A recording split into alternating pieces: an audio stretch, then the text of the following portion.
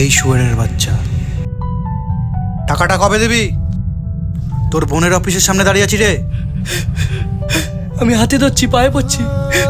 ওইসব কিছু জানি না, টাকাটা আজকেই তোকে দিতে হবে। পারলাম না, পারলাম না, না পাচ্ছি বোনের ইজ্জত বাঁচাতে, না পাচ্ছি লোনের টাকা শোধ করতে। বাবা, মা, কেনই বা তুমি আমাকে জন্ম দিয়েছিলে?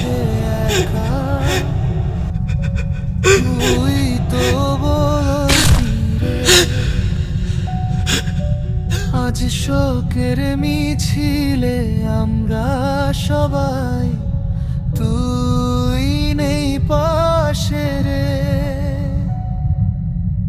চোখের জল আর থামে না।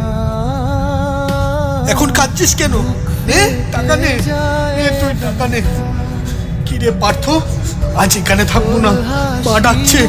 এখানে চলে যাব, ওখানে যাব, তোদের সাথে থাকবো।